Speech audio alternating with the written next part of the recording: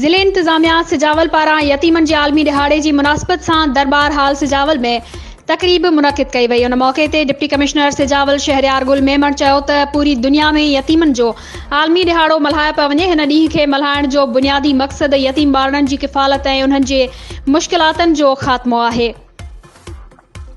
तकरीब के ख़िताब कंदे डिप्टी कमिश्नर चयो त वालिदैन जी शफ़क़त खां महरूम ॿार मोहब्बत ऐं तवजा जा तलबगार हूंदा आहिनि। उहे ॿार जिन जे मथां माउ ऐं पीउ जो छपर छांव खसी वञे त असांजो फ़र्ज़ु आहे उन्हनि जो ख़्यालु रखूं ऐं यतीम ॿारनि जो बि एतिरो ई हक़ आहे जेतिरो आम माण्हुनि जे ॿारनि जो हक़ आहे।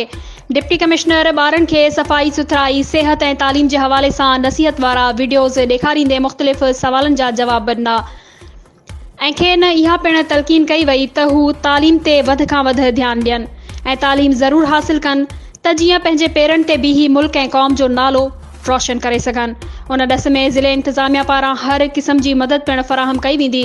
हुन चयो आहे त हिन क़िस्म जो ॾिहाड़ो संदसि ऑफिस में यतीम ॿारनि सां हर साल मल्हायो वेंदो आहे। Deputy commissioner assistant commissioner Sujawal खे हिदायत कंदे चयो आहे त ईद खां पोइ ॿारनि जे लाइ हिकु पिकनिक प्रोग्राम रखियो वञे ऐं दीवान शुगर मिल में क़ाइम जानवरनि जो घर ॿियनि मुख़्तलिफ़ पार्कनि ऐं मशहूर हंधनि जो सैर कराया वञे। उन मौक़े ते डिप्टी कमिश्नर शहरयार गुल मेमण ॿारनि में ईद जा तोहफ़ा नवां कपिड़ा इफ़्तारी लाइ पैकेट पिणु तक़सीम कया। तकरीब में असिस्टेंट कमिश्नर सिजावल मोहम्मद अली ख्वाजा मुख़्तलिफ़ खातनि जा अमलदार ऐं डिप्टी कमिश्नर ऑफिस जो अमलो पिणु मौजूदु हो।